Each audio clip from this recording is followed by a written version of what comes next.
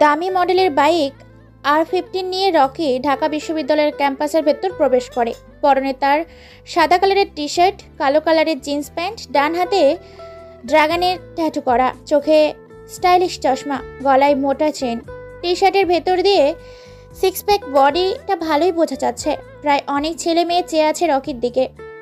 কিছু ছেলের হিংসা হচ্ছে রকির প্রতি, আর কিছু মেয়ের মুখে রাগের আভা ফুটে উঠেছে, কারণ রকি তাদের বয়ফ্রেন্ডদের থেকে বেশি সুন্দর। রকি বাইকটা পার্ক করে আশেপাশে তাকায়। অনেক মেয়ে তার দিকে ঘোর লাগা দৃষ্টিতে তাকিয়ে আছে। রকি মুচকি এসে মাথাটা উঁচু করে ক্লাসের উদ্দেশ্যে রওনা দেয়।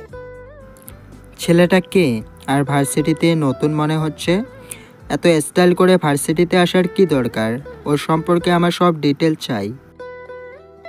কথাটা বলে থামে নাহিদ। ভার্সিটির সভাপতির ছেলে নাহিদ। বড় ছোট সবার জন্য নাহিদ একটা আতঙ্ক। বড় ছোট সবাইকে টর্চার দেয় সে। এতক্ষণ বসে বসে রকির দিকে তাকিয়েছিল সে, আর দেখছিল রকির অ্যাটিটিউড। প্রায় সব মেয়ের চেয়ে আছে রকির দিকে, যার জন্য নাহিদ রেগে যেয়ে তার বন্ধুদের কথাটা বলে। নাহিদ পকেট থেকে আর একটা সিগারেট বের করে জ্বালায়, আর বিষাক্ত ধোঁয়াগুলো মুক্ত বাতাসে ছেড়ে দেয়। পেছন থেকে আরাফ নামের একটা ছেলে দৌড়ে এসে হাঁপাতে হাঁপাতে নাহিদের সামনে দাঁড়িয়ে বলতে থাকে, নাহিদ, নতুন ছেলেটার নাম রকি, 3য় বর্ষে পরে আমাদের থেকে এক ক্লাস নিচে। আরাফের কথা শুনে নাহিদ সিগারেটটা টানতে টানতে বলে, তাহলে তো বেশ ভালো হবে আমার, কারণ সে তো আমার জুনিয়র। হা।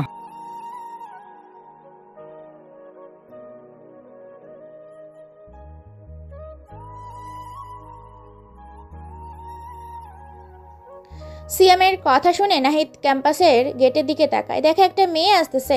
পরনে তার হলুদ একটা জামা, চোখে স্টুডেন্ট চশমা, ব্যাগটা কাঁধে ঝুলিয়ে ক্যাম্পাস।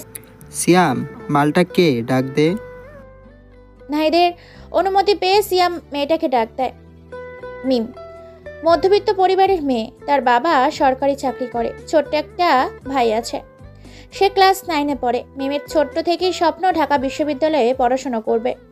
তাই কলেজ পাশ করেই ভর্তির পরীক্ষা দিয়ে উত্তীর্ণ হয়ে প্রথম বর্ষে ভর্তি হয়।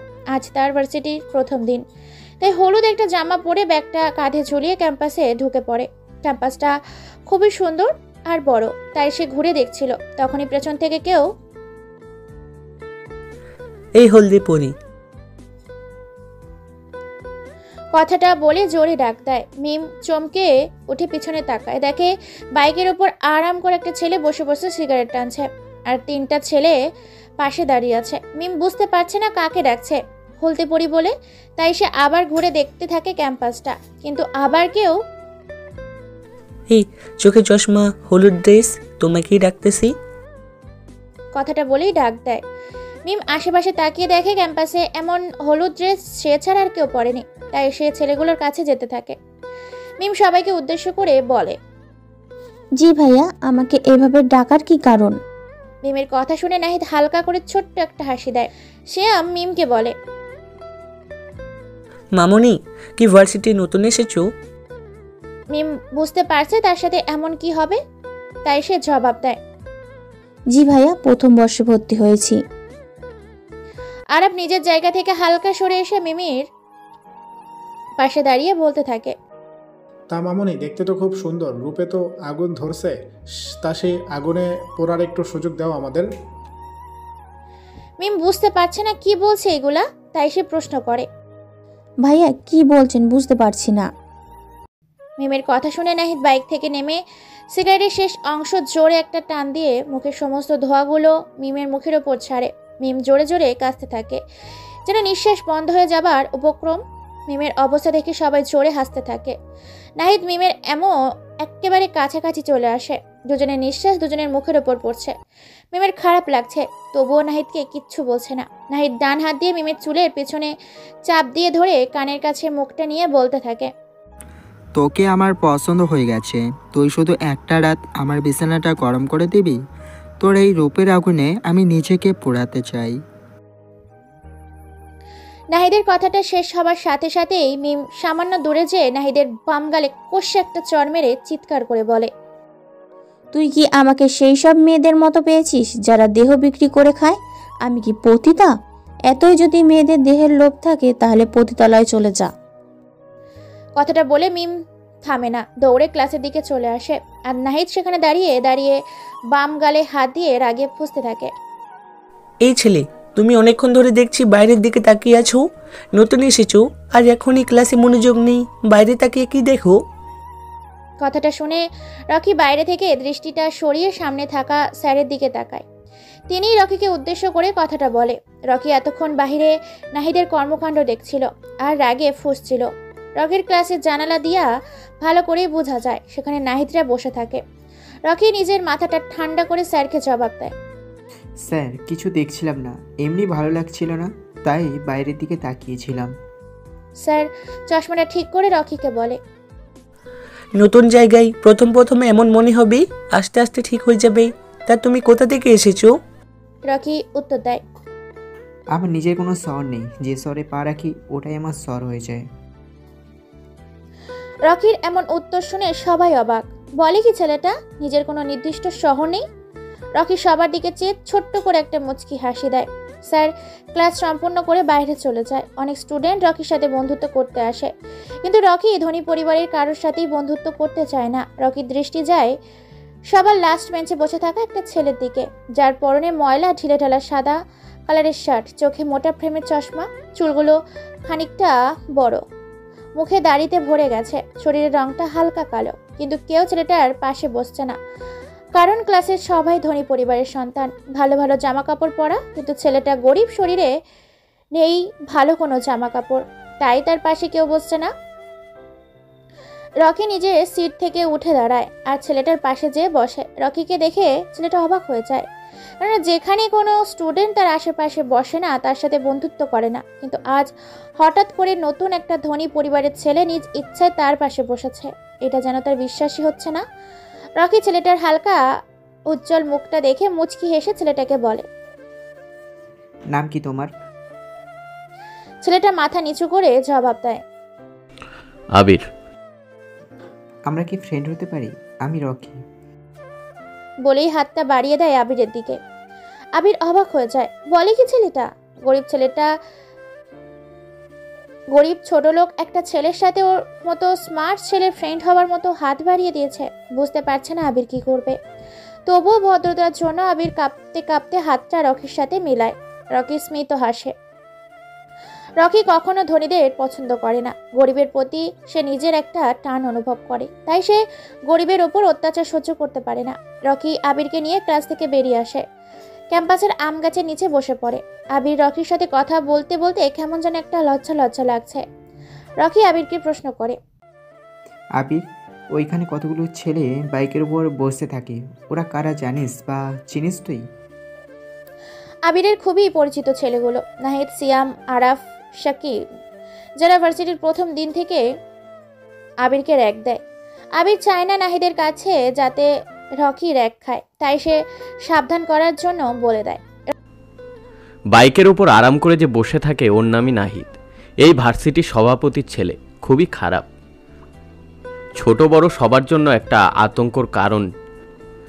সে প্রতিদিনই কারো না কারোর সাথে জাগিং করে, আর পাশে যারা থাকে সবাই তার বন্ধু, বড়লোক ঘরের সন্তান, তাই ক্ষমতার জেরে এগুলো করে। তুই নাহিদের কাছ থেকে দূরে দূরে থাকবি।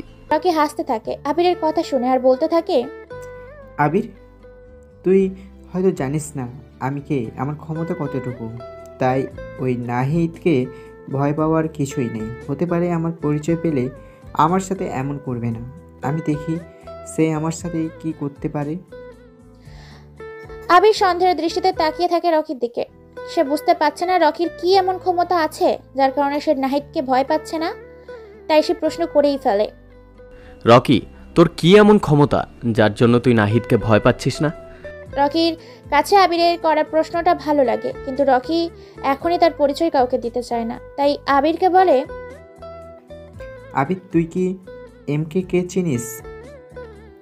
আবিরের মাথা নাড়ায়, যার মানে সে এমকে কে চিনে। জানিস তো তার কি ক্ষমতা আছে?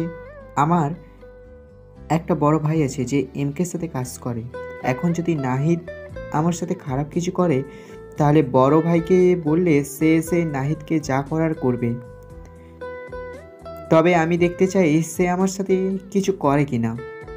রকির কথা শুনে আবিরের কেমন যেন বুকের ভিতর প্রশান্তির বাতাস বয়ে যায়, যেন অনেক দিনের কিছু আশা পূরণ হতে যাচ্ছে। আচ্ছা রকি, তুই তো কত ধনী পরিবারের সন্তান, কিন্তু তুই নিজে স্মার্ট হয়ে কেন এতটা বসতির গরিব ছেলের সাথে ফ্রেন্ডশিপ করলি? তুই চাইলেও তো কত ধনী ছেলে মেয়েদের সাথে বন্ধুত্ব করতে পারতিস, কিন্তু তা করিসনি কেন? রকি নিজের চোখ জোড়া বন্ধ করে সামনে ভেসে ওঠে তার মায়ের রক্তাক্ত দেহটার কথাটা। সে দীর্ঘশ্বাস ফেলে আবিরকে জবাব দেয়, জানিস আমিও তোর মতো কোনো এক সময় গরিব বস্তিতে থাকতাম, কিন্তু সময়ের সাথে সব বদলে আমার জীবনটা উচ্চ শীর্ষে পৌঁছে গেছে। আমার মার নিষেধ ধনী পরিবারের সন্তানের সাথে যেন চলাফেরা না করি, আর এমনিতে আমার এই বিলাসিতা জীবন ভালো লাগে না, তাই মূলত আমি তোর সাথে বন্ধুত্ব করেছি, এই আর কি না। রকির এরকম উত্তরে রকির প্রতি আবিরের শ্রদ্ধা বৃদ্ধি পায়। আবির আবারও রকিকে প্রশ্ন করে, আচ্ছা রকি, তখন যে স্যার তোকে জিজ্ঞাসা করেছিল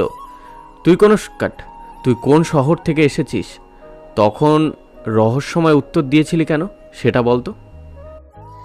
রকি মুচকি এসে জবাব দেয়, আমি রহস্যময় ছেলে হতে পারি, কিন্তু সব জায়গায় রহস্যময় কথা বলি না।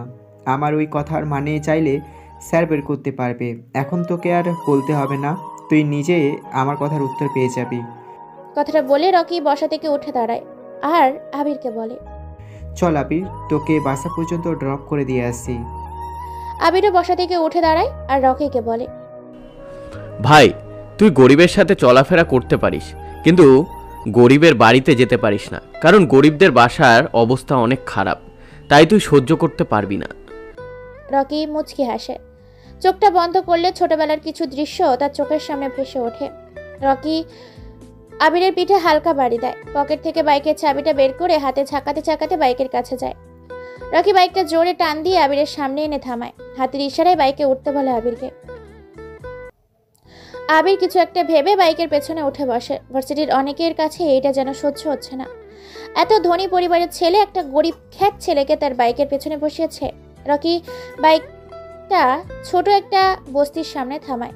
আবির বাইক থেকে নেমে রকিকে বলে, ভদ্রতার জন্য বলতাম বাসায় আসার জন্য, কিন্তু ব্যাচেলার মানুষ, একা থাকি, আবার বাসার পরিবেশ ভালো না, তাই বাসায় আসার জন্য বললাম না, কিছু মনে করিস না।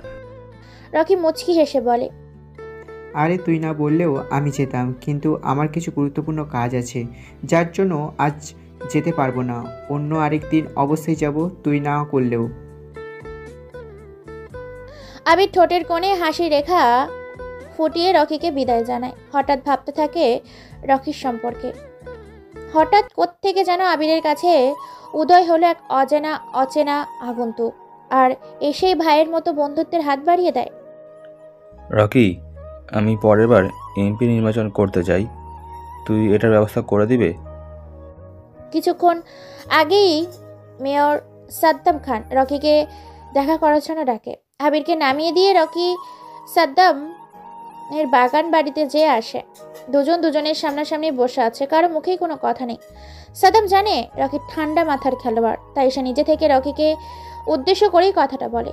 রকি কিছু বলে না, পকেট থেকে সিগারেটের প্যাকেট বের করে একটা সিগারেট জ্বালায় আর বিষাক্ত ধোঁয়াগুলো নাক দিয়ে ছাড়তে থাকে।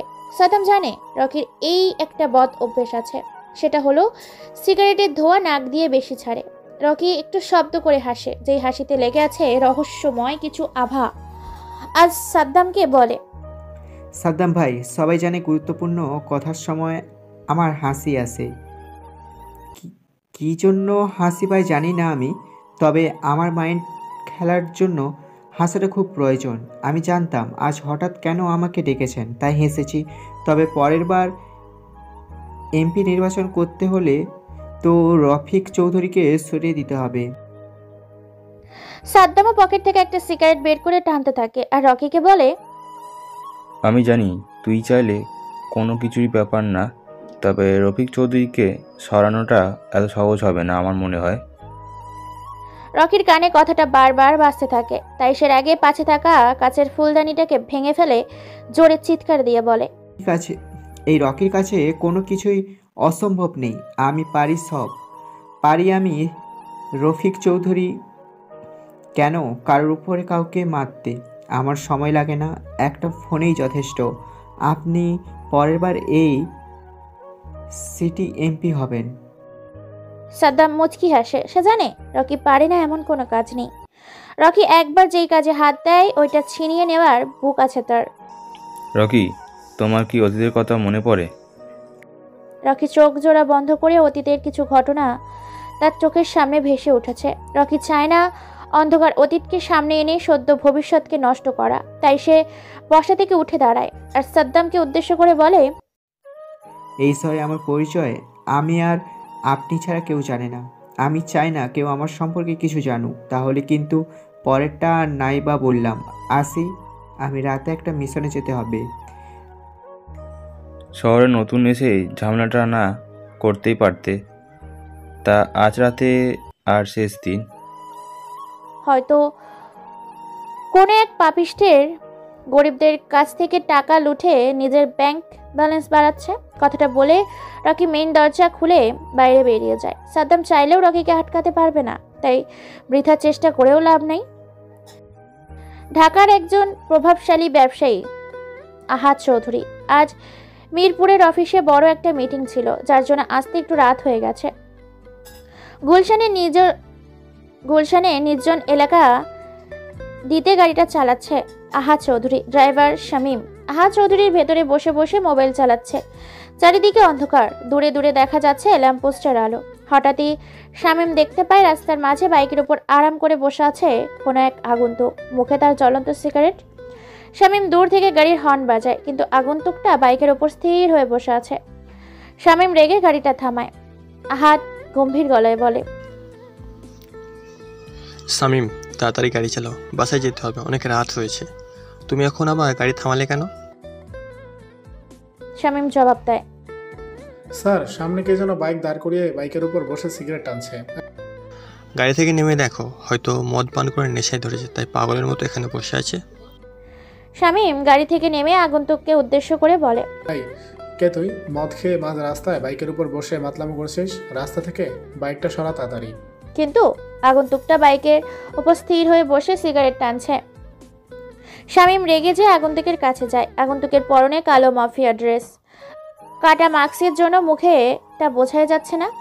শামীম আগন্তুকের কলার ধরতে যাবে, তখনই কোত্থেকে যেন একটা স্পাইয়ের বুলেট এসে শামীমের হাতে লাগে। শামীম জোরে চিৎকার দিয়ে দূরে ছিটকে পড়ে। আগন্তুকটা এটা দেখে জোরে জোরে হাসতে থাকে। হঠাৎ বাইরে থেকে জোরে জোরে চিৎকারের আওয়াজ পেয়ে আহাদ গাড়ি থেকে নেমে দেখে শামীম নিচে বসে চিৎকার করে কান্না করছে। সামনে বাইকের উপরে আরাম করে বসে সিগারেট টানছে একটা কালো অভয়। আহাদ চিৎকার দিয়ে বলে, এই কে তুই? শামীমের হাতে গুলি করেছিস কেন? আগন্তুকটা বাইক থেকে নেমে দাঁড়িয়ে বাম হাতে থাকা অর্ধেক সিগারেটটা নিচে ফেলে দিয়ে পা দিয়ে পিষে দেয়। আগন্তুকটা হাসতে থাকে আর বলতে থাকে, আমি কে? আমাকে তুই চিনবি না, কিন্তু আমি তোকে খুব ভালো করেই চিনি। ঢাকার অন্যতম ড্রাগ ব্যবসায়ী, গরিবের টাকা লুটে নিজের ব্যাংকে ভরতেছিস, গুন্ডা দিয়ে চাঁদা তুলছিস, আর সবার সামনে ভালো মানুষের মুখোশ পরে আছিস। এগুলো কেউ জানে না? আহাদ অবাক হয়ে যায়। এত কিছু করে কিন্তু কেউ জানে না তার গোপনে করা ব্যবসার কথা, তাই আহাদ ভয়ে ভয়ে বলতে থাকে, কে তুমি? আর আমার সম্পর্কে এগুলো কি করে জানো? তুমি এগুলো জানো কিভাবে? আগন্তুক মাস্কের ভিতর মুচকি হেসে জবাব দেয়, আমি তোর সম্পর্কে আরও অনেক কিছুই জানি। 3টা বউ তোর, কিন্তু কোনো বউয়ের কথা জানে না। রাতের পর রাত মেয়ের নেশায় ডুবে থাকিস তুই। আরও শুনবি? এবার আহাদ কান্না করে দেয়। তুমি এগুলো জানো কিভাবে? প্লিজ ভাই, বিষয়টা আমাদের মধ্যে রেখে দাও।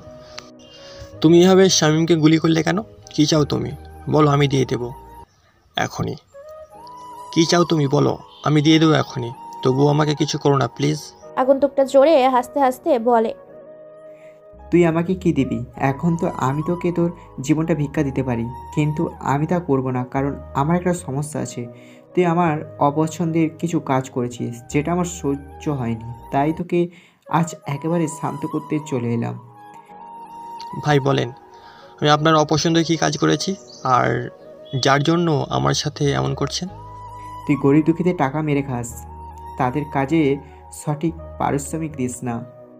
ভাই এখন থেকে সব সঠিকভাবে দিব, আমাকে ছেড়ে দেন প্লিজ, আমাকে ছেড়ে দেন প্লিজ। ভাই আপনাকে কত দিতে হবে বলেন, আমি দিয়ে দেবো, তবুও আমাকে প্রাণে মারবেন না প্লিজ। মনে আছে কিছু মাস আগের কথা, তোর একটা বিল্ডিং তৈরি করতে যে 50 জন শ্রমিক মারা গেছে, কিন্তু তুই একটা মৃত শ্রমিকের পরিবারকে 10,000 টাকা করে দিয়েছিস। সেই গরিব শ্রমিকের জীবনের মূল্য কি 10,000 টাকা? বল আমাকে। ভাই গরিবের জীবনে কোনো মূল্য নেই, আর বেঁচে থেকে শুধু দেশের জনসংখ্যা বৃদ্ধি করছে। আর আমি এখন আপনাকে একটা অফার করছি, গাড়িতে 50 লক্ষ টাকার একটা ব্রিফকেস আছে, আপনি সবগুলো টাকা নিয়ে আমাকে ছেড়ে দেন। কথাটা শুনে আগন্তুকটা পেছন থেকে একটা ধারালো ছুরি বের করে আহাদের দিকে এগিয়ে যায়। আগন্তুকের কাণ্ডে আহাদ ভয় পেয়ে পিছিয়ে যায়, কিন্তু আগন্তুকটা আহাদের ডান হাতটা ধরে কেটে ফেলে। হালকা চাঁদের আলো দূর থেকে ল্যাম্পপোস্টের আলোয় স্পষ্ট বোঝা যাচ্ছে তাজা রক্তগুলো পিচঢালা রাস্তায় ছড়ে পড়ছে। কনুই আর কবজির মাঝ বরাবর থেকে কাটা হয়েছে হাতটা, কাটা অংশটুকু রাস্তায় পড়ে আছে। আহাদ ব্যথায় জোরে জোরে চিৎকার করে কান্না করছে। আগন্তুকটা জোরে জোরে হাসতে হাসতে বলে, তোর কি মনে হয় আমি মাটিতে তৈরি না? আমি পাথর দিয়ে তৈরি। হতে পারে মাটির তৈরি কিছু মানুষ কাগজের তৈরি টাকার কাছে বিক্রি হয়ে যাচ্ছে, কিন্তু আমি তেমন না। একটা গরিবের জীবনের মূল্য তোর কাছে 10,000 টাকা, কিন্তু তোর জীবনটা দাম অনেক বেশি, 50 লক্ষ টাকা। গরিব মানুষের পৃথিবীতে থাকার মানে পৃথিবীর জনসংখ্যা বৃদ্ধি পাওয়া। আরে ওদের মতো গরিব বেঁচে না থাকলে তোর মতো ধনী নিজের কাজ নিজে করে খেতে হতো। আমি যেই ডিসিশন একবার নিয়ে নিই সেটা ভাঙার ক্ষমতা কারোর নেই। আহাদের ভয় আর ব্যথায় গলা শুকিয়ে গেছে। এখন যদি পানি পান করতে পারত তাহলে একটু শান্তি পেত। আহাদ এখন নিজের মৃত্যু যেন নিজের সামনে দেখতে পাচ্ছে। সে কাঁপা কাঁপা গলায় বলতে থাকে, ভাই আমাকে আর একটা সুযোগ দেন, আমি আর কখনো এমন করব না, আমাকে আমার জীবনটা ভিক্ষা দেন প্লিজ। সুযোগ? এই রকি কাউকে দ্বিতীয়বার চান্স দেয় না, তোর সময় চলে এসেছে। বলেই ধারালো ছুরিটা দিয়ে লম্বা করে বুকের পাশে একটা আঁচড় দেয়। আহাদের মুখ দিয়ে রক্ত বের হয়ে রাস্তায় পড়তে থাকে। আগন্তুকটা ছুরিটা দিয়ে আবারও আহাদের পেটের মাঝ বরাবর ঢুকিয়ে দেয়। আজ নিচে পড়ে যায়, চোখ জোড়া খোলা অবস্থায় পৃথিবীর মায়া ছেড়ে চলে যায়। আগন্তুকটা আহাদের মৃতদেহর পাশে একটা কঙ্কালের ট্যাটু করে বাইকটা নিয়ে গভীর অন্ধকারে রাজনীতিতে মিলিয়ে যায়। নিউজ, কাল রাতে কে বা কারা যেন গুলশানের 14 নম্বর রোডে ঢাকার টপ বিজনেসম্যান আহাদ চৌধুরীকে মারাত্মকভাবে খুন করে পালিয়ে যায়। আহাদ চৌধুরীর লাশের পাশে ওনার গাড়ির ড্রাইভার শামীমকে আহত অবস্থায় পাওয়া যায়। শামীমকে ঘটনাস্থল থেকে হসপিটালে ভর্তি করা হয়। শামীমের জ্ঞান ফিরলে জিজ্ঞাসাবাদ করা হবে। আহাদ চৌধুরীর লাশটা ময়নাতদন্তের জন্য পাঠানো হয়েছে। এখনও কোনো ক্লু পাওয়া যায়নি খুন সম্পর্কে। আজ এই পর্যন্তই। এতক্ষণ আমাদের সাথে থাকার জন্য ধন্যবাদ। শহরের সব জায়গায় খবরটা ছড়িয়ে পড়েছে। আবির ভার্সিটিতে আসার সময় একটা দোকানে দাঁড়িয়ে চা খাচ্ছিল আর টিভিতে সংবাদ দেখছিল। সংবাদ দেখে তার শরীরের লোম দাঁড়িয়ে যায়। আবার আহাদের লাশের পাশে কঙ্কালের ট্যাটু পাশে বড় করে এমকে লেখা, তার মানে খুনটা মিস্টার কিং করেছে। ভাবতেই আবির ঘাম বেরিয়ে যাচ্ছে। সে এত কিছু না ভেবে ভার্সিটির দিকে রওনা দেয়। রকি আজও তার R15টা নিয়ে ভার্সিটিতে প্রবেশ করে। বাইকটা পার্ক করে ক্লাসরুমের দিকে আসবে, তখনই কোত্থেকে একটা মেয়ে এসে রকিকে জড়িয়ে ধরে। রকি অবাক হয়ে যায়। হঠাৎ করে অজানা একটা মেয়ে এমন কাজ করবে ভাবতেই পারছে না। এই কে আপনি, আর আমাকে এভাবে জড়িয়ে ধরার মানে কি? আমি নীলা, তোমার সাথেই পড়ি। কাল তোমাকে দেখে তোমার উপর ক্রাশ খেয়েছি। জীবনের প্রথম কোনো ছেলেকে দেখে আমার এত পছন্দ হয়েছে। আমি তোমাকে ভালোবাসি। হোয়াট? কি বলছেন আপনি? আপনার মাথা ঠিক আছে? কালকে দেখা, আজই ভালোবেসে ফেলেছেন আমাকে? এগুলোকে ভালোবাসা বলা হয় না, আবেগ। সব কিছুদিন পর ঠিক হয়ে যাবে। হে রকি, সত্যি আমি তোমাকে ভালোবেসে ফেলেছি। এটা আবেগ না, এটা আমার ভেতর থেকে আসা অনুভূতি। বিশ্বাস করো আমাকে, প্লিজ অ্যাকসেপ্ট করে নাও আমাকে। দেখেন নীলা, আপনাকে আমি আজ প্রথম দেখেছি, আর আজই ভালোবেসি বলে দিব এটা সম্ভব না। ভালোবাসার প্রধান অস্ত্র হলো মন। দুইটা মন মিল থাকলে ভালোবাসা হয়, কিন্তু আমি এখনও আপনার প্রতি কিছু ফিল করতে পারছি না, তাই এটাকে বোকামি ছাড়া আর কিছুই বলবো না আমি। আচ্ছা সময় নাও, কিন্তু বেশি সময় আমি দিতে পারবো না। আর আরেকটা কথা, তুমি এখন আমার জিনিস, কোনো মেয়ের দিকে চোখ তুলে তাকাবে না, বুঝতে পারছো আমার কথা? রকি বিরক্ত বোধ করছে নীলার সাথে কথা বলতে। মেয়েটা বেশি কথা বলে, যা রকির একটুও ভালো লাগে না। তাই মাথাটা নাড়িয়ে ক্লাসের দিকে চলে যায়। ক্লাসে এসে চোখ যায় পেছনের সিটে আবিরের সাথে কিছু ছেলে মজা করছে, আর আবির মাথাটা নিচু করে সহ্য করছে। রকির যেন এটা সহ্য হয় না, তাই রেগে সেখানে যায় আর বলতে থাকে, এখানে কি হচ্ছে? সবাই আবিরের সাথে এমন করছে কেন? পেছন থেকে রকির গলার আওয়াজ পেয়ে সবাই পিছনে তাকায়, দেখে রকি রাগে মুঠে দাঁড়িয়ে আছে। ছেলেগুলোর মধ্যে থেকে ইয়াসিন নামের ছেলেটা হাসতে হাসতে বলে, সবাই দেখ, আবিরের বড়লোক বন্ধু চলে এসেছে। শালা কি যে করেছে কে জানি, যার জন্য রকির মতো ধনী একটা ছেলে খ্যাতটার সাথে বন্ধুত্ব করেছে। এই ছেলে মুখ সামলে কথা বলো। আবির প্রথমে এসে আমার সাথে বন্ধুত্ব করেনি, বরং আমি আগে চেয়ে বন্ধুত্বর হাত বাড়িয়ে দিয়েছি। তোমাদের যা বলার আমাকে বলো। আবিরকে এগুলো বলছো কেন? রকির কথা শুনে সবাই অবাক। রকি ছেলেটা বলে কি, এত ধনী হয়েও গরিব ছেলের সাথে নিজের ইচ্ছায় বন্ধুত্ব করেছে। ছেলেগুলো সেখানে আর দাঁড়ায় না, চলে আসে নিজ নিজ ছিটে। রকি যে আবিরের পাশে বসে। আবির মাথাটা উঁচু করে রকিকে বলে, রকি, আমার জন্য তোকে অনেক কথা শুনতে হবে।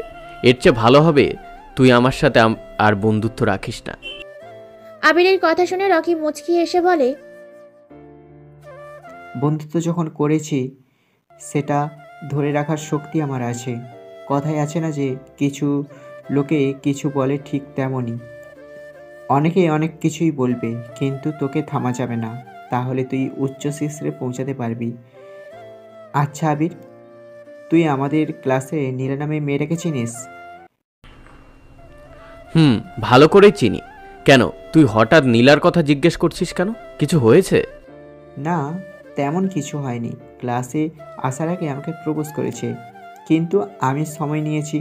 বলতে পারিস বিরক্ত লাগে মেয়েটাকে। এখন নীলার সম্পর্কে তুই যা জানিস আমাকে বল। নাহিদের ছোট বোন নীলা খুবই রাগী একটা মেয়ে।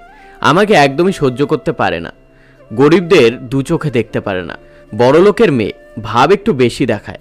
ভালো না মেয়েটা। আমার কাছে মনে হয় এবার তুই ভেবে দেখ, সম্পর্ক করবি নাকি করবি না।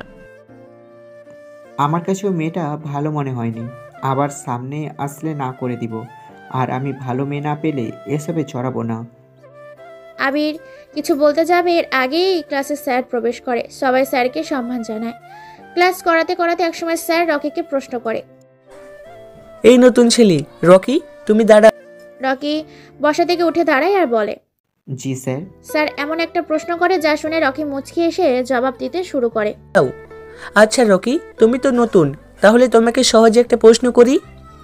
অনেকেই বলে ধনীরা নাকি গরিবদের হক মেরে খায়, এই সম্পর্কে তোমার কি মতামত? তুমি নিজ থেকে ব্যাখ্যা করো।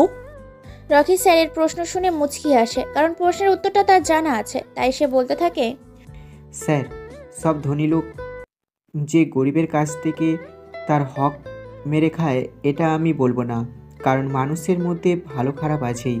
হয়তো কিছু লোক মনে করে গরিবের হক মেরে নিজের আরও ধনী হয়ে যাবে, আবার কিছু লোক নিজের সম্পদ কামানোর জন্য গরিব দুঃখীদের দান করে দেয়। এই শহরে এমন অনেক প্রভাবশালী লোক আছে যারা গরিবকে হক মেরে খায়, কিন্তু দেখা গেছে কিছুদিন পরেই সে কোনো কঠিন রোগে আক্রান্ত হয়ে মারা যাচ্ছে। আমি জানি না কেন ধনীরা গরিবদের সাথে এমন করে, তবে আমার জীবনে একটা বড় লক্ষ্য এই গরিব দুঃখীদের জন্য কিছু একটা করে যাওয়ার।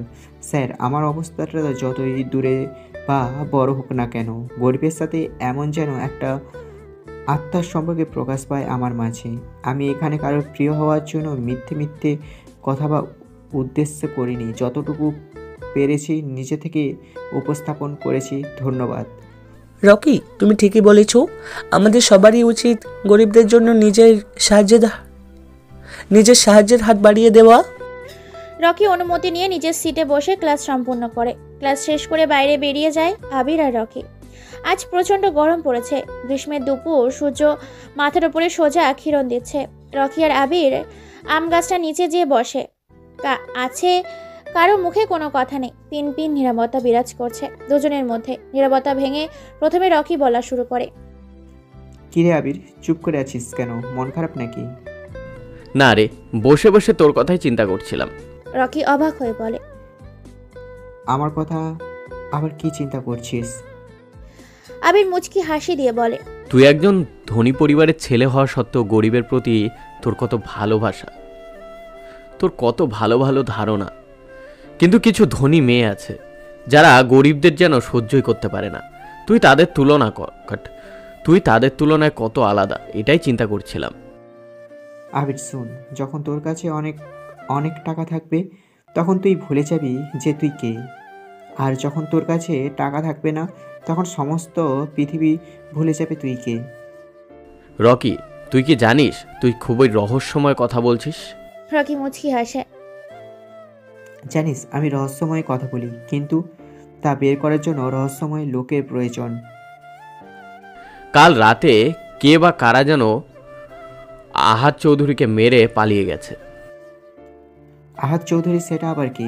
আমি তো চিনি না, তবে সকালে ভার্সিটিতে আসার সময় অনেকের মুখে বলতে শুনেছি আহাদ চৌধুরী নামের কাউকে সন্ত্রাসীরা মেরে পালিয়ে গেছে। তুই ঢাকায় থাকিস আর আহাদ চৌধুরীকে চিনিস না? আহাদ চৌধুরী হচ্ছে ঢাকার টপ বিজনেসম্যান, কিন্তু লোকটা বেশি ভালো ছিল না। কেন? উনি আবার কি করেছে? কিছুদিন আগে ওনার একটা বিল্ডিং ভেঙে 50 জনের মতন লোক মারা গেছে। সবাই আমাদের বস্তিতেই থাকতো। মৃত শ্রমিকদের পরিবারকে ক্ষতিপূরণ হিসাবে 10,000 টাকা করে দিয়েছে। ওনার কাছে একজন গরিব শ্রমিকের জীবনের মূল্য মাত্র 10,000 টাকা। তাই আমার কাছে মনে হয় আহাদ চৌধুরী মৃত্যু হওয়াতে অনেক খুশি হয়েছি। আমার কি মনে হয় আবির, আহাদের খুনটা হয়েছে তার এই অপকর্মের জন্য। লোকটাকে দেখতেই কেমন জানি খারাপ খারাপ মনে হয়। ঠিক বলেছিস তুই। রকি, দেখ সামনে তাকিয়ে, নাহিদ ভাই আমাদের হাতের ইশারায় ডাকতেছে। চল আমরা এখান থেকে চলে যাই, নয়তো উনি কোনো না কোনো ঝামেলা করবে আমাদের সাথে। সিনিয়র বড় ভাই ডাকছে, এখন তো যেতেই হবে, যতই ঝামেলা করুক। চল আমার সাথে।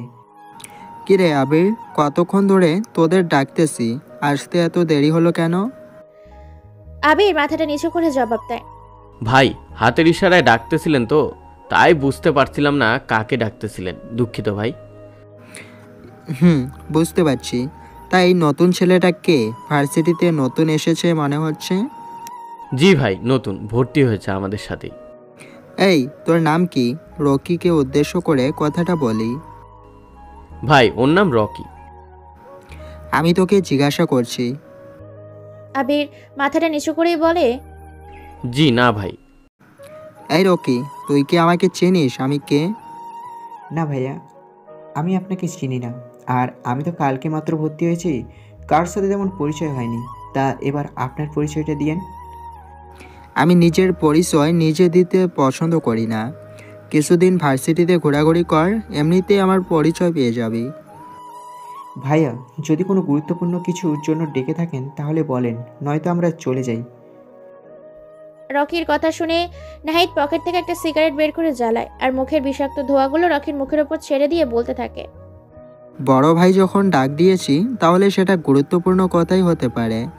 তোকে আমি কাল থেকে দেখছি তুই ভার্সিটিতে এসে অনেক ভাব নিয়ে ঘোরাঘুরি করিস। কালই বলতাম, কিন্তু প্রথম দিন তাই কিছু বলিনি। আজ আবারও তুই একই ভুল করলি। কেন ভার্সিটিতে এত ভাব ধরে আসতে হবে কেন? কাল থেকে যেন আমি এমন আর না দেখি। আজ সাবধান করে দিলাম, মনে থাকে যেন কথাটা। তোরা এখন যেতে পারিস। রকি বুকের ওপর ঝুলিয়ে রাখা চশমাটা ফু দিয়ে চোখে লাগিয়ে ভাব নিয়ে বলতে থাকে, ক্যাম্পাসটা কারোর বাবার না, যার যেমন ইচ্ছে সে সেইভাবেই চলবে। আর আমি কালকে থেকে আরও বেশি করে ভাব নিয়ে ভার্সিটিতে আসবো, দেখি আপনি আমার কি করতে পারেন। কথাটা বলেই আবিরের হাতটা ধরে টানতে টানতে চলে আসে সেইখান থেকে। দেখছিস নাহিদ, ছেলেটা কেমন খারাপ। তোর সাথে কেমন ব্যবহার করে গেল, এটা কিন্তু মানা যায় না। কিছু একটা ব্যবস্থা করতে হবে। আমি দেখছি ব্যাপারটা, তোদের চিন্তা করতে হবে না। ওর সব ভাব নেওয়া আমি বের করব। আবির আর রকি এসে আবার আম গাছের নিচে বসে পড়ে।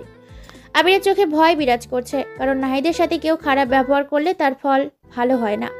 এখন যদি রকির এমন কিছু করে, এটা ভেবেই আবিরের বুক কেঁপে উঠছে। রকি, তুই নাহিদের সাথে এমন না করলেও পারতিস। এর পরিণাম ভয়ঙ্কর হতে পারে, মনে রাখিস আমার কথাটা। রকি মুচকি এসে বলে, আবির, তোকে আগেই বলেছি নাহিদ আমার কাছে কোনো ব্যাপার না, হাতের ময়লা। আর তুই এটা বল যে সামনে দিয়ে আসছে মেয়েটাকে। আবির সামনের দিকে চেয়ে দেখে নীল রঙের জামা পরে একটা মেয়ে এদিকেই আসছে, কিন্তু আবির মেয়েটাকে চিনতে পারছে না। আজই ভার্সিটিতে প্রথম দেখছে, তাই রকিকে বলে, রকি, মেয়েটা মনে হয় ক্যাম্পাসে নতুন, আগে তো কখনো দেখিনি। মেয়েটার চেহারা একটা মায়া কাজ করে, কেমন যেন ইনোসেন্ট ভাব রয়েছে তার মধ্যে। কি ব্যাপার রকি, মেয়েটাকে দেখে প্রেমে পড়ে গেলি নাকি? আরে ধুর, আমি কি বলছি, মেয়েটাকে ভালোবাসছি। প্রথম দেখা থেকেই ভালোবাসা হয়ে যায়। তবে মেয়েটা দেখতে খারাপ না, আমার পছন্দ হয়েছে, এর সম্পর্কে আমার জানতেই হবে। আরে সমস্যা নেই, এই ভার্সিটিতে যখন পড়ে মেয়েটার সম্পর্কে সব জানা যাবে। আবির, আর ক্লাস করবো না, চল কোথাও থেকে ঘুরে আসি। আরে ক্লাসে ফাঁকি দিয়ে এখন ঘুরতে যাওয়া যাবে না। আবির চল আমার সাথে, ক্যাম্পাসে আর ভালো লাগছে না। বলেই রকি তার বাইকটা নিয়ে আবিরের সামনে দাঁড়িয়ে বলে, উঠ, কাছে একটা জায়গায় যাব। রকি, ক্লাস ফাঁকি দিয়ে যে যাওয়াটা ঠিক হবে না। আবির উঠ বলতেছি, আমার কিন্তু রাগ হচ্ছে। রকির জোড়াজুড়িতে আবির বাইকের পেছনে উঠে বসে। রকি বাইকটা চালিয়ে শহর থেকে কিছুটা দূরে একটা লেকের পাড়ে এসে দাঁড় করায়। বাইক থেকে নেমে আবির অবাক হয়ে যায় একটা মনোরম পরিবেশ দেখে। সামনে একটা বড় ঝিল, আশেপাশে গাছপালা, হিমেল হাওয়া বয়ে যাচ্ছে চারিদিকে। এখানে এসে মনটা ভালো হয়ে গেছে, তাই রকিকে উদ্দেশ্য করে বলে, রকি, জায়গাটা খুবই সুন্দর, কিন্তু তুই এমন জায়গার খোঁজ পেলি কিভাবে? আগেও এসেছিস মনে হয়। রকি মুচকি এসে জবাব দেয়, আরে না, আমি আগে কখনো এখানে আসিনি। এই জায়গাটার নাম অনেক শুনেছি, তাই আসলাম তোকে নিয়ে। আবির আর রকি কিছুক্ষণ পর সেখান থেকে চলে আসে। আবিরকে নামিয়ে দিয়ে চলে আসবে, তখনই রকির মোবাইলে একটা কল আসে। রকি বাইকটা থামিয়ে পেছনের পকেট থেকে মোবাইলটা বের করে হাতে দেখে স্ক্রিনের ওপর সোহেল নামটা ভেসে উঠেছে। রকি ফোনটা রিসিভ করে বলতে থাকে, সোহেল, ওইদিকে কি অবস্থা? বস, শালাকে ধরে এনেছি, এখন কি করব? আমার আস্তানায় নিয়ে বেঁধে রাখ, আমি আমার সময়ে চলে আসব। আজকে ঢাকার সবচেয়ে ধনী এবং ক্ষমতাশীল রাজনৈতিক নেতা আরিয়ান আহমেদকে ধরে আনার জন্য রকি কিছু ছেলে পাঠিয়েছে। আরিয়ান আহমেদকে ধরে আনার পর সোহেল নামের একটা ছেলে রকিকে ফোন দিয়ে জানায়। রকি মুচকি এসে বাইকটা স্টার্ট দেয়। সময় রাত 11:45। রকি বিএমডাব্লিউটা নিয়ে তার পুরনো আস্তানার সামনে দাঁড়িয়ে আছে। বাইরে হালকা বৃষ্টি পড়ছে। একজন ছেলে হাতে একটা ছাতা নিয়ে রকির গাড়ির গেট খুলে দিল। রকি প্রথমে তার পাজোড়া বের করে, পরে মাথাটা বের করে। পরনে তার কালো ড্রেস, কালো হাত মোজার উপরের অংশটা কাটা, লম্বা হুডওয়ালি টুপি, কাটা মাস্ক দিয়ে মুখটা ঢাকা। হাতের থাকা অর্ধেক জ্বলন্ত সিগারেটটা কয়েকবার জোরে টান দিয়ে বৃষ্টির ভেজা রাস্তায় ফেলে রুমের দিকে যেতে থাকে। ছেলেটা ছাতাটা বন্ধ করে রুমের শাটারটা খুলে রকি ভিতরে প্রবেশ করে। 40 ওয়াটের একটা বাল্বের ছোট্ট আটকা রুমটা হলদে আলোয় আলোকিত হয়ে গেছে। সামনে চেয়ারের সাথে বাঁধা আরিয়ান আহমেদ। তার চোখে মুখের অবস্থা বেশি ভালো না, চুলগুলো কপালে ছড়িয়ে ছিটিয়ে আছে। ডান গালে মনে হয় কেউ জোরে চড় দিয়েছে, যার কারণে ঠোঁটের কোনায় রক্ত জমাট বেঁধে কালো হয়ে গেছে। আরিয়ানকে শক্তিশালী ড্রাগস পুশ করা জন্য তার এখনো জ্ঞান ফেরেনি, তাই রকি হাতের ইশারায় পেছনে দাঁড়িয়ে থাকা আরিফ নামের ছেলেটাকে আরিয়ানের মুখে পানি মারার জন্য ইশারা দেয়। আরিফ আরিয়ানের মুখের ওপর পানি দেয়। যার ফলে সে কিছুক্ষণ পর চোখ ফেলে তাকায় আর নিজেকে চেয়ারের সাথে বাঁধা অবস্থায় আবিষ্কার করে। আরিয়ান এটা দেখে উত্তেজিত কণ্ঠে বলে, ভাই কে আপনারা, আর আমাকে এখানে ধরে এনে বেঁধে রাখার মানে কি? আমার সম্পর্কে কোনো ধারণা আছে আপনাদের? দেখেন, ভালোই ভালোই বলছি, আমাকে ছেড়ে দেন, নয়তো আপনাদের সবগুলো এমন অবস্থা হবে যা ভাবতেও পারবেন না। রকি মুচকি হেসে বলতে থাকে, আমি কে সেটা তোর জানা লাগবে না। তুই কে সেটা সবাই ভালো করেই জানে। কিন্তু কি বলতো, আমার জগতে সবাই আমাকে ভয় পায় আর আমার কথা শোনে এবং মানে। তোর ক্ষমতার সম্পর্কে সবার ধারণা আছে, কিন্তু এখানে তোর কোনো ক্ষমতাই কাজে লাগবে না। এটা আমার আস্তানা, এখানে আমার কথা শোনাবে সবাই, তোকে ভয় পাওয়ার কিছুই নেই। আমাকে এখানে ধরে আনার কারণ কি? আমার ভুল বা দোষ কি? এত অস্থির হচ্ছিস কেন? আমি বলবো, তুই শুনবি। তোর কি দোষ বা ভুল? তুই তো ঢাকার টপ ধনীর মধ্যে একজন, আবার রাজনীতিও করিস, কিন্তু এত টাকার পাহাড় বানালি কিভাবে? আমার একটা ছোট বিজনেস আছে, সেটা থেকে আর পার্টি থেকে পার্টনারশিপ পাই, এগুলো দিয়ে তৈরি করেছি। রকি জোরে জোরে হাসতে থাকে। তুই যে মিথ্যে কথা বলছিস সেটা তোর চেহারা আবভাব দেখেই বোঝা যাচ্ছে। আমি সত্যি বলছি, বিশ্বাস করুন আমাকে, এগুলো ছাড়া আর কোনো ইনকাম করার সোর্স নেই আমার। কথাটা শুনে রকি রেগে যায়। পাশে থাকা শক্ত স্টিলটা দিয়ে আরিয়ানের বাম হাঁটুতে জোরে একটা বাড়ি মেরে বলে, আমি তোর সম্পর্কে সব কিছুই জানি, তাই তোর সব অকর্মের কথা তুই নিজের মুখে স্বীকার করবি। এই জন্য তোকে প্রশ্নটা করেছি। আমি মিথ্যেবাদীকে একদম পছন্দ করি না, আর যারা বেশি কথা বলে তাদেরকে তো পছন্দই করি না। তুই ঢাকার নাম করা একজন রাজনীতি নেতা, তুই মানুষের সেবা করবি, কোনটা করলে তাদের জন্য ভালো হবে সেটা করবি, কিন্তু তুই কি করিস? সাম্বলিং করিস, গরিবদের হক মেরে খাস। মনে আছে ধানমন্ডিতে একটা ছোটোখাটো বস্তি ছিল, গরিব দুঃখীদের বাসস্থান ছিল, কিন্তু তুই কি করলি? সরকারের একটা বড় প্রজেক্টের জন্য সব গরিব দুঃখীদের সেখান থেকে বের করে দিলি। এই কাজটা করার পর থেকেই আমার চোখে পড়ে গিয়েছিল তোকে। ছোট্ট একটা চান্স দিয়েছিলাম, কিন্তু তুই দ্বিতীয়বার একই ভুল করলি। এখন বল, এগুলোর জন্য তোকে কি শাস্তি দেওয়া যায়? ভাই আমাকে ছেড়ে দেন, আমার দ্বারা এমন ভুল দ্বিতীয়বার আর হবে না। কথাটা শুনে রকি উচ্চস্বরে হাসতে থাকে।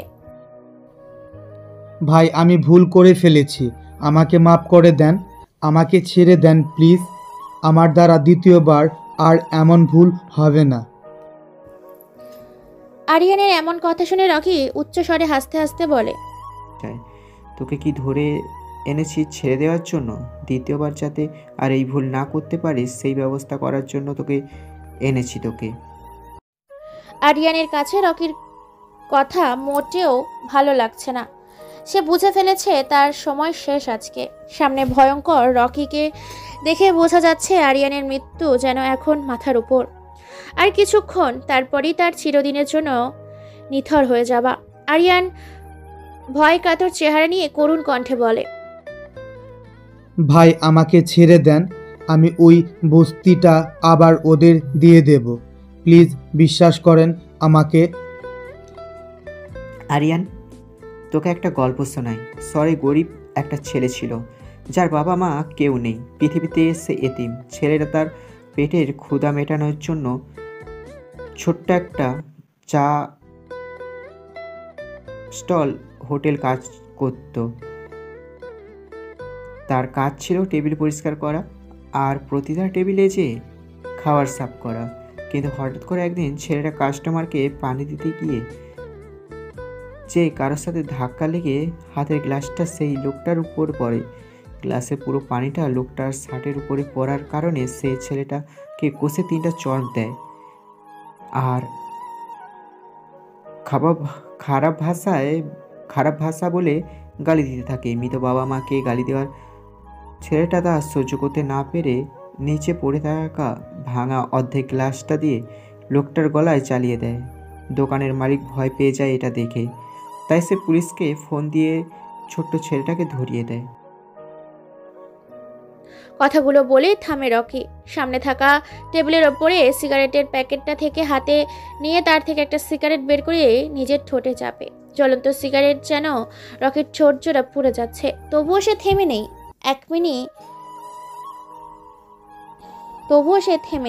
এক মনে সিগারেট টানছে। রকি এবার একটু রহস্যময়ী হয়ে বলে, আরিয়ান, আমার গল্পটা শুনে কি তোর কিছু মনে পড়েছে?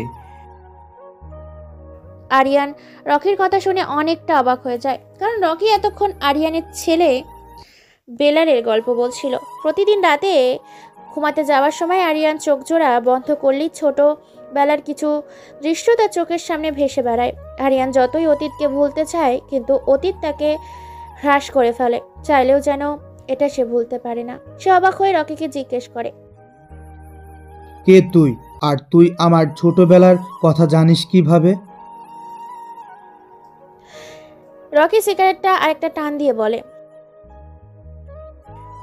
তোকে আগেই বলেছি আমি কে তা তোর না জানলেও চলবে। তা তোর ছোটবেলার গল্প আমার অজানা নয়। এখনও কিছু ঘটনা বাকি আছে, শুনতে থাক।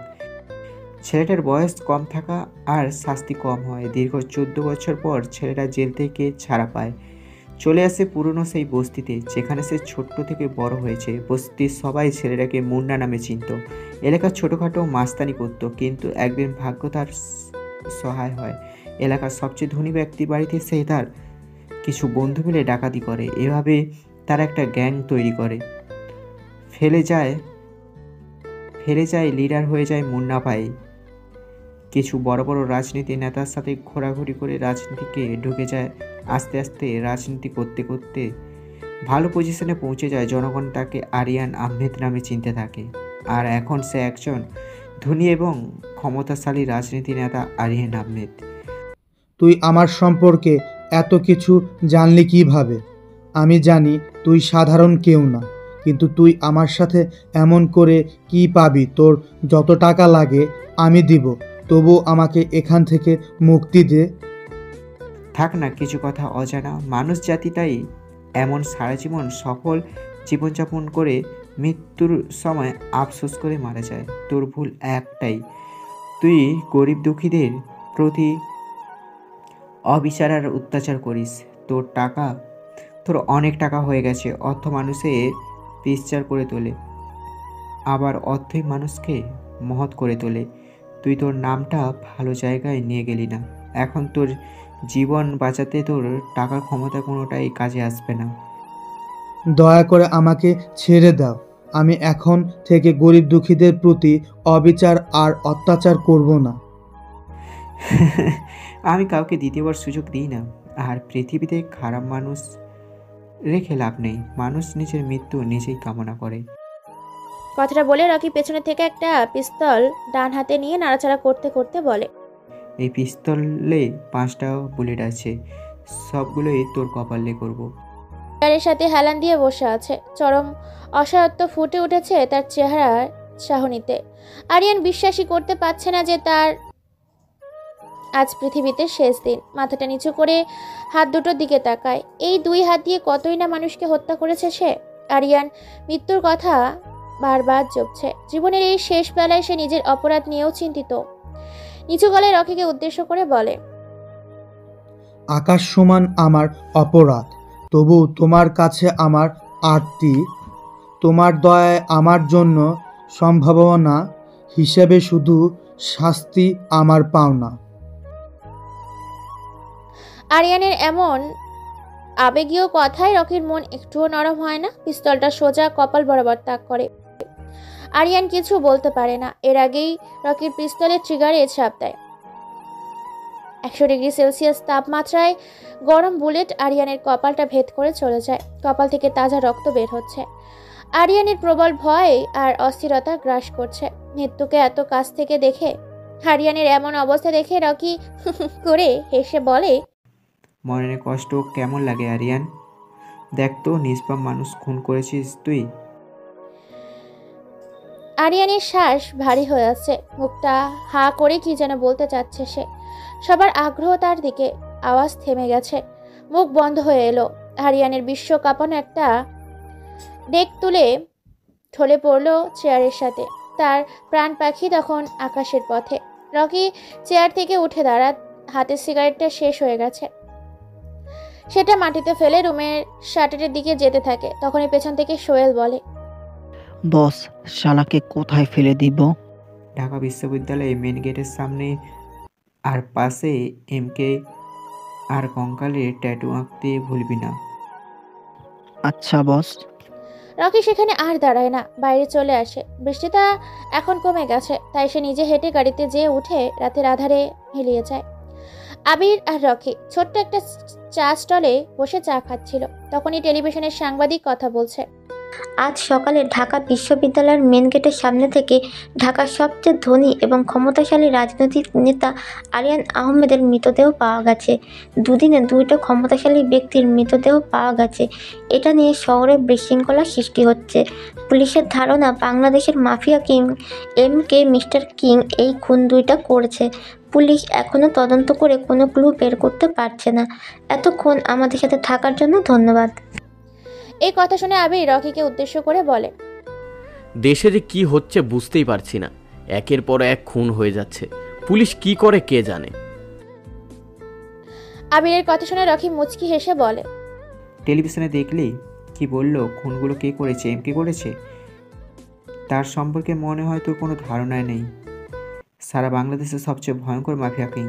ছোট্ট বাচ্চা না ঘুমালে, মায়ের এমকের নাম বললে বাচ্চারা ভয়ে ঘুমিয়ে পড়ে। এমপি মন্ত্রী মেয়ে যা আছে সব তার আন্ডারে। তুই এমকে সম্পর্কে এত কিছু কিভাবে জানিস? তুই কি কখনো তাকে দেখেছিস? এমকে সম্পর্কে আমার অনেক কিছুই জানা, যা সে নিজেও জানে না। আমি এমকে কিভাবে দেখব যেখানে তার নিজের লোকেরাও আজ পর্যন্ত দেখেনি। এমকে দেখা যায় না, শুধু অনুভব করা যায়।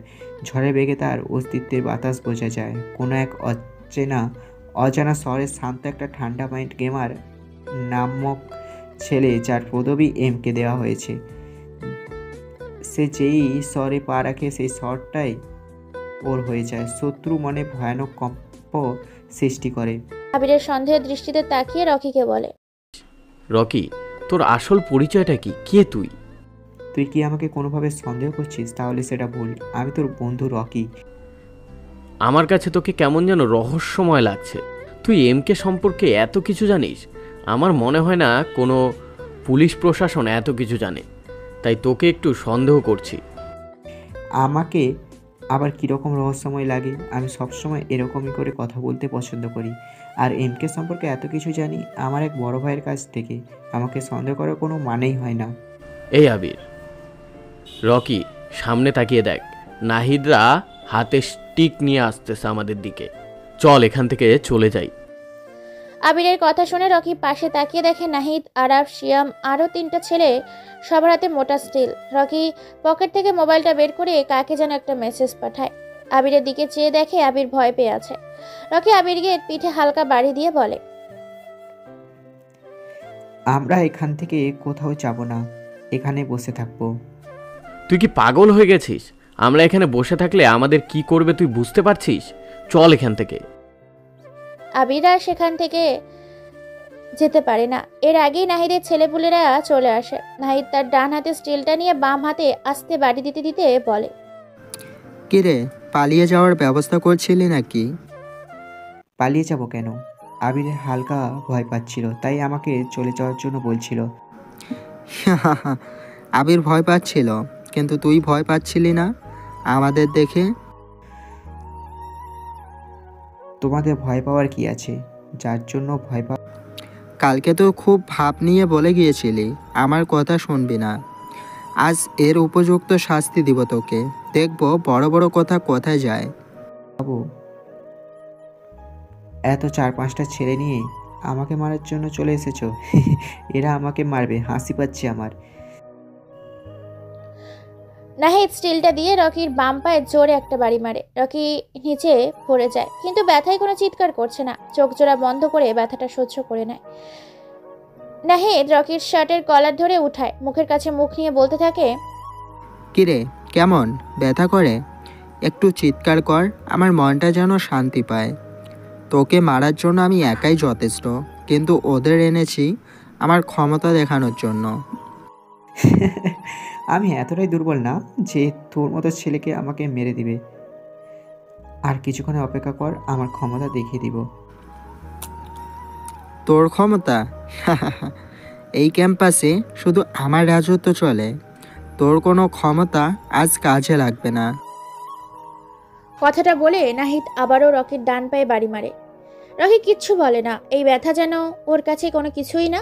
নাহিদের কাছে রকির এই নীরব ভঙ্গি ভালো লাগছে না, তাই সে উচ্চ স্বরে বলতে থাকে, এই কুত্তার বাচ্চা, তুই চিৎকার করছিস না কেন? কি দিয়ে তৈরি তোর শরীর? এত জোরে জোরে বাড়ি মেরেছি, তোর কোনো প্রতিক্রিয়া নেই? রকি কিছু না বলে মুচকি হাসে। নাহিদ আবারও রকির শার্টের কালার ধরে উঠিয়ে কিছু বলতে যাবে, তখনই ক্যাম্পাসের গেট দিয়ে 3টা ব্ল্যাক কালারের গাড়ি আর পেছনে 4টা বাইক নিয়ে কিছু ছেলে প্রবেশ করে। প্রথম গাড়ি থেকে একটা ছেলে নামে, পরনে তার জিন্স জ্যাকেট আর মাথায় কালো একটা রুমাল বাঁধা, মুখে জ্বলন্ত সিগারেট। পেছনের গাড়িগুলো থেকে এরকম অনেকগুলো ছেলে নামে, রকিদের কাছে আসতে থাকে। এতক্ষণে ভার্সিটিতে অনেক স্টুডেন্ট জমে গেছে। ছেলেগুলোকে দেখে নাহিদ বোকার মতো চেয়ে আছে, আর রকি জোরে জোরে হাসতে থাকে। প্রথম গাড়ি থেকে নামা আরাফাত নামে ছেলেটা এসে পকেট থেকে একটা সিগারেট বের করে তার থেকে একটা সিগারেট রকির ঠোঁটে দেয়, লাইটার দিয়ে সিগারেটের আগুন লাগায়। রকি সিগারেটটা টানতে থাকে। আম গাছের নিচে পাকা মিনারের ওপর আরাম করে বসে। সবাই অবাক হয়েছে আছে, সবচেয়ে অবাক হচ্ছে আবির, কারণ রকির এমন অ্যাটিটিউড দেখে। আশেপাশে থাকা কম বেশি সকল স্টুডেন্ট শক খায় রকির এমন অ্যাটিটিউড দেখে। রকি তার ডান হাতটা আরাফাতের সামনে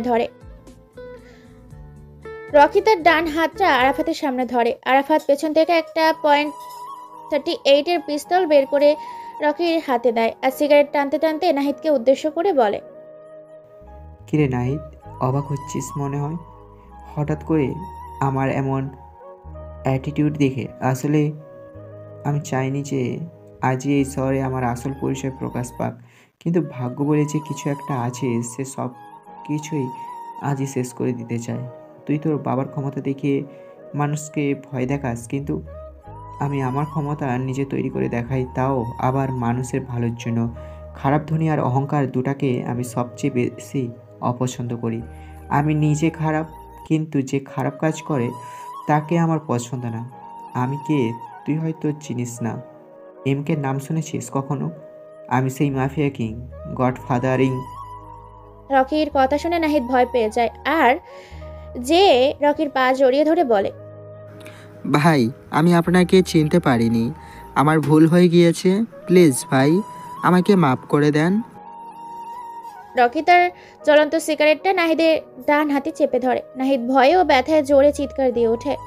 এটা দেখে রকি ঠোঁটের কোণে হাসির ঝলক রেখে বলতে থাকে, কিরে, কেমন লাগে জ্বলন্ত আগুনের ছ্যাঁকা? আমাকে মারা এত সহজ না। আমি তোকে আজ মারবো না, কারণ মশা মেরে হাত কালো করার কোনো প্রশ্নই আসে না। 2টা স্টিক আর 5-6টা ছেড়ে নিয়ে বকারের মতো মাস্তানি করা যায়, কিন্তু মাফিয়া কিং হওয়া যায় না। মাফিয়া কিং হতে গেলে বকাটে নয়, মাইন্ড গেম খেলতে হবে। মাফিয়ার জগৎটাই এমন, মরো নয়তো শত্রুকে মারো। এখানে যে যত বেশি ভালো করে মাইন্ড গেম খেলতে পারবে, সে ততক্ষণ বেঁচে থাকতে পারবে। নাহি তুই আমাকে চিনবি কিভাবে? আমি তো কখনো নিজের আসল পরিচয় নিয়ে মানুষের সামনেই আসি না। তোকে আজ মাফ করে দিব, তবে তুই গরিবে দেখতে পারিস না, এই জন্য ছোট্ট একটা শাস্তি ব্যবস্থা আছে। ভাই, আমি আপনার সম্পর্কে প্রকাশিত নভেল থেকে জেনেছি আপনি অনেক ভয়ানক। আপনার চোখের ইশারায় মানুষের গলা পড়ে যায়। প্লিজ ভাই, আমাকে প্রাণে মারবেন না, আমি আপনার সব শাস্তি মানতে রাজি আছি। রকি হাতটা সামনের দিকে বাড়ায়। একটা ছেলে রকির হাতে স্টিলটা দেয়। রকি স্টিলটা হাতে নিয়ে নিজের পায়ে থাকা নাহিদের ডান পায়ে একটা জোরে বাড়ি দেয়। নাহিদ জোরে চিৎকার করে, কিন্তু নাহিদকে বাঁচাতে কেউ সামনে আসে না।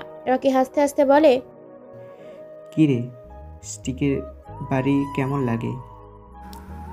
ভাই, আমাকে আর মারবেন না, আমার অনেক বড় ভুল হয়ে গেছে। আমার দ্বারা এমন ভুল আর কখনো হবে না। আমাকে ছেড়ে দেন প্লিজ, আমি কারোর সাথে আর এমন করব না। রকি নাহিদকে আর কিছু না বলে আবিরের কাছে যেয়ে বলে, আবির, তুই এমন ভয় পেয়ে আছিস কেন? আবির ভয়কাতর চেহারা নিয়ে করুণ কণ্ঠে বলে, ভাই, আমিও আপনাকে চিনতে পারিনি। আপনার সাথে না বুঝেই কত কিছু বলে ফেলেছি, আমাকে মাফ করবেন প্লিজ। আবির, তুই আমার ভালো বন্ধু।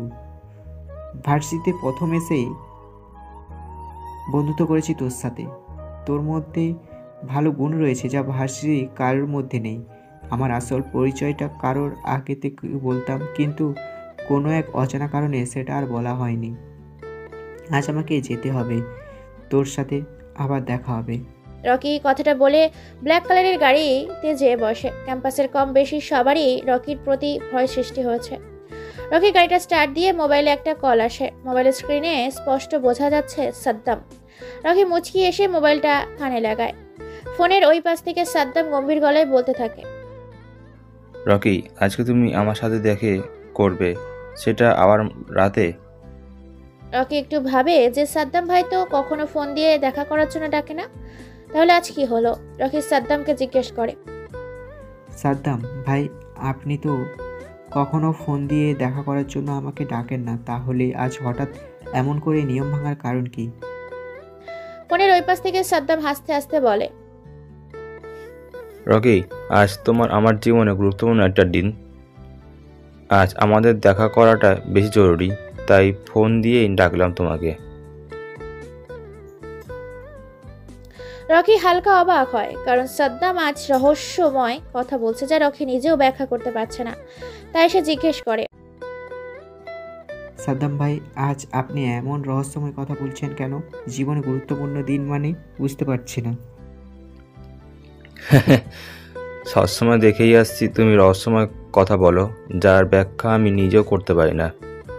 আজ তা না হয় আমি রহস্যময় কথা বললাম, তুমি তার ব্যাখ্যা বের করে চলে আসো। কোথায় দেখা করতে হবে? সেই আগের জায়গায়, যেখানে থাকবে না কোনো অতীত ব্যক্তির আগমন। কথা হবে তোমার আর আমার। চলে এসো, তোমার জন্য সারপ্রাইজ আছে যা তুমি কখনো কল্পনা করতে পারবে না। রকি কিছু বলতে যাবে এর আগেই সাদ্দাম ওই পাশ থেকে ফোনটা কেটে দেয়।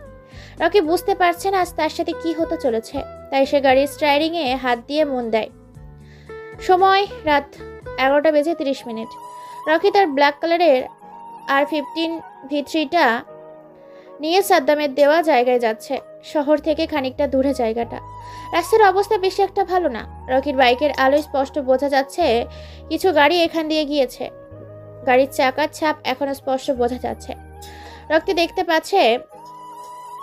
দেখতে পাচ্ছে কিছু দূরে কয়েকটা গাড়ি দাঁড়িয়ে আছে। একটা গাড়ির লাইট জ্বলে আছে, যার কারণে সামনের জায়গাটা বোঝা যাচ্ছে। রকির বাইকটা এসে থামে সেই গালিগুলোর কাছে। আশেপাশে সারি সারি গাছ, পাশে বড় একটা রাস্তা, তার পাশে ছোটখাটো একটা পুকুর। চাঁদের আলো এসে পুকুরে পড়ছে, আর পুকুরের আলো প্রতিফলিত হয়ে জায়গাটা আলোকিত করে উঠেছে। রকি পরিবেশের অবস্থাটা দেখে সামনের চেয়ারে বসে থাকা সাদ্দামের দিকে যায়। সাদ্দাম একটা চেয়ারে বসে আছে, সামনে একটা চেয়ার টেবিল, তার ওই পাশে আরেকটা চেয়ার। রকি যে খালি চেয়ারের ওপর পায়ের ওপর পা তুলে আরাম করে বসে। কারো মুখেই কোনো কথা নেই। দুজনের মধ্যে নীরবতা বিরাজ করছে। নীরবতা ভেঙে প্রথমে রকি বলে, সাদ্দাম ভাই, এখানে ডাকার কারণ কি? সাদ্দাম রকির দিকে ভালো করে চেয়ে দেখে শরীরে বড় একটা কালো কোট, মাথায় বড় হুডওয়ালা টুপি, মুখে কিছু নেই, শুধু বোঝা যাচ্ছে সাদা মুখে কালো চাপদাড়ি। সাদ্দাম টেবিলের ওপর রাখা সিগারেটের প্যাকেট থেকে একটা সিগারেট বের করে তার ঠোঁটে চাপে। লাইটার দিয়ে সিগারেটের আগুন লাগায়। জোরে একটা টান দিয়ে সিগারেটের প্যাকেটে আরেকটা লাইটারটা রকির দিকে ঢিল মারে। সাদ্দাম মুচকি হেসে বলে, রকি, তোমাকে আজ অনেক কারণে ডাকা হয়েছে, কথাগুলো শুনতে নিজেকে প্রস্তুত করো। রকি তার সামনে থেকে সিগারেটের প্যাকেটে একটা সিগারেট বের করে জ্বালায়। জোরে একটা টান দিয়ে বিষাক্ত ধোঁয়াগুলো উপরের দিকে ছেড়ে বলতে থাকে, রকির কথা শুনে নিজে সবসময় প্রস্তুত রাখে, নয়তো এখনো পর্যন্ত এখানে আসতে পারতো না। আপনি বলতে পারেন কি বলতে চান, আমি শুনতে প্রস্তুত। রকি, তোমার নাক দিয়ে সিগারেটের ধোঁয়া ছাড়া অভ্যেস আর গেল না।